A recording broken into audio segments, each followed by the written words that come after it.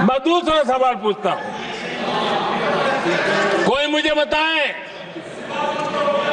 कि एक ही कालखंड में, एक ही समय में संसद में एसटी वर्ग के एक ही परिवार के 3 एमपी हुए हैं क्या?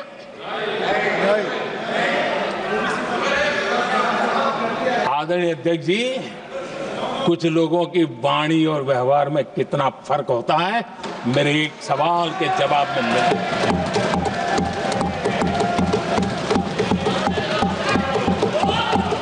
जमीन आसमान का अंतर होता है, रात दिन का अंतर होता है।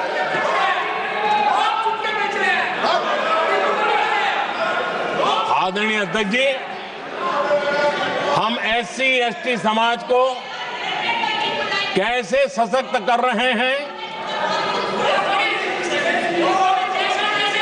आदरणीय अध्यक्ष जी, समाज में तनाव पैदा किए बिना एकता की भावना को बरकरार रखते हुए समाज के वंचितों का कल्याण कैसे किया जाता है, इसका मैं एक उदाहरण देता हूं।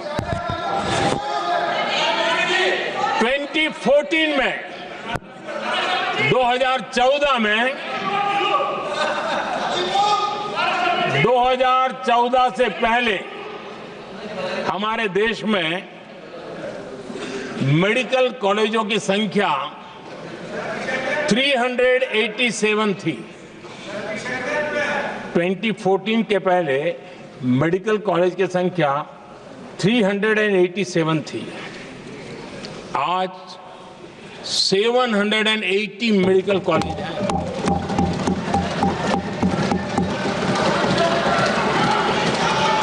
अब मेडिकल कॉलेज बड़े हैं तो सीटें भी बड़ी हैं।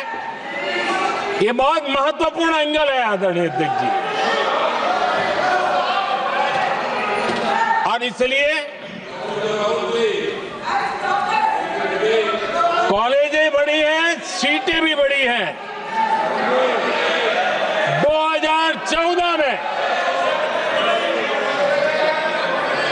2014 में हमारे देश में एससी छात्रों की 2014 से पहले हमारे देश में एससी छात्रों की एमबीबीएस की सीट 7,700 थी। हमारे आने से पहले दलित समाज के हमारे 7,700 युवा डॉक्टर बनने की संभावना थी। 10 साल हमने काम किया, आज संख्या बढ़कर एससी समाज के 17,000 एमबीबीएस डॉक्टर की व्यवस्था की है। कहां 7,700 कहां 17,000? अगर दलित समाज का कोई कल्याण और समाज में तनाव लाए बिना एक दूसरे के सम्मान को बढ़ाते हुए, आदरणीय अध्यक्ष जी, 2014 के पहले एसटी छात्रों के लिए एमबीबीएस की सीटें 3,800 थी। आज ये संख्या बढ़कर लगभग 9,000 हो गई है।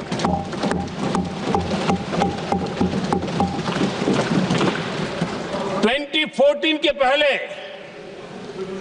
ओबीसी के छात्रों के लिए एमबीबीएस में 14,000 से भी कम, 14,000 से भी कम सीटें थी। आज इनकी संख्या लगभग 32,000 हो गई है। ओबीसी समाज के 32,000 एमबीबीएस डॉक्टर बनेंगे। आदरणीय अध्यक्ष महोदय, पिछले 10 साल में हर सप्ताह एक नई यूनिवर्सिटी बनी है।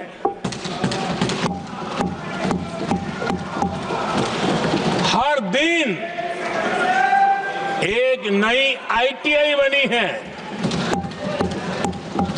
हर 2 दिन में एक नया कॉलेज खुला है।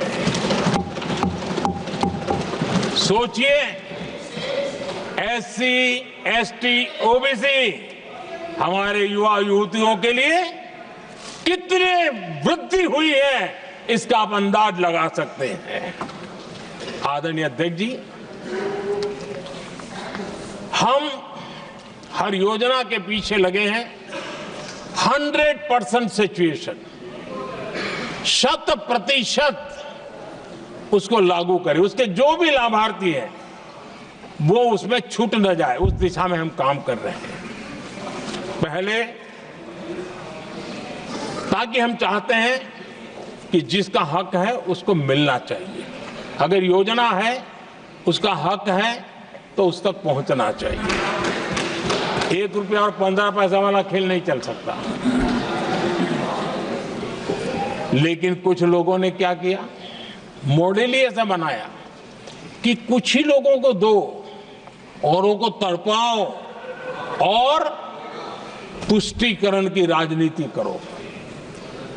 देश विकसित भारत बनाने के लिए तुष्टीकरण से मुक्ति पानी होगी। हमने रास्ता चुना है संतुष्टीकरण, तुष्टीकरण नहीं, संतुष्टीकरण, और उस रास्ते पर हम चले हैं। हर समाज, हर वर्ग के लोगों को बिना भेदभाव के जो उसके हक का है वो उसको मिलना चाहिए।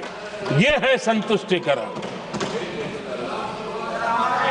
और मेरे हिसाब से जब मैं 100% सैचुरेशन की बात करता हूं तो उसका मतलब होता है एक असल में सामाजिक न्याय है, ये असल में सेकुलरिज्म है और असल में ये संविधान का सम्मान है।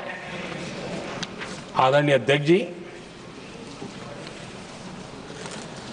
संविधान की भावना है सबको बेहतर स्वास्थ्य मिले, और आज कैंसर डे भी है।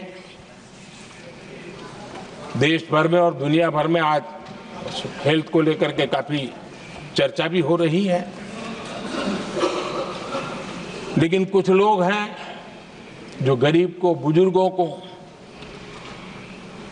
आरोग्य की सेवाएं मिले उसमें अड़ंगे डाल रहे हैं, और वो भी अपने राजनीतिक स्वार्थ के कारण। आज आयुष्मान से देश के 30,000 अस्पताल जुड़े हैं और अच्छे स्पेशलाइज्ड प्राइवेट अस्पताल जुड़े हैं जहां आयुष्मान कार्ड वाले को मुफ्त इलाज मिलता है। लेकिन कुछ राजनीतिक दलों ने अपने संकुचित मानस के कारण, कुनीतियों के कारण गरीबों के लिए इन अस्पतालों के दरवाजे बंद करके रखे हुए हैं, और इसका नुकसान कैंसर के मरीजों को उठाना पड़ा है। पिछले दिनों पब्लिक हेल्थ जर्नल लैंसेट की स्टडी आई है, उसका कहना है कि आयुष्मान योजना से समय पर कैंसर का इलाज शुरू हो रहा है। सरकार कैंसर की जांच कराने के संबंध में बहुत ही गंभीर है, क्योंकि जितना जल्दी जांच हो, जितना जल्दी ट्रीटमेंट शुरू हो, हम कैंसर पेशेंट को बचा सकते हैं। और लैंसेट ने आयुष्मान योजना को क्रेडिट देते हुए कहा है कि भारत में इस दिशा में बहुत बड़ा काम हुआ है। आदरणीय अध्यक्ष जी, इस बजट में भी हमने कैंसर की दवाइयों को सस्ते करने की दिशा में बहुत बड़ा महत्वपूर्ण कदम उठाया। इतना ही नहीं, एक महत्वपूर्ण जो निर्णय लिया है वो आने वाले दिनों में, और जब आज कैंसर डे है तो मैं जरूर कहना चाहूंगा सभी माननीय सांसद इसका लाभ ले सकते हैं अपने इलाके के ऐसे मरीजों के लिए, और वो है मरीजों को, आप जानते हैं अस्पताल उतने नहीं होने के कारण भी काफी दिक्कत रहती है बाहर से आने वाले पेशेंट को। 200 डे केयर सेंटर बनाने का निर्णय इस बजट में किया गया है। ये डे केयर सेंटर पेशेंट को भी उसके परिवार को भी बहुत बड़ी राहत देने वाला काम करेगा।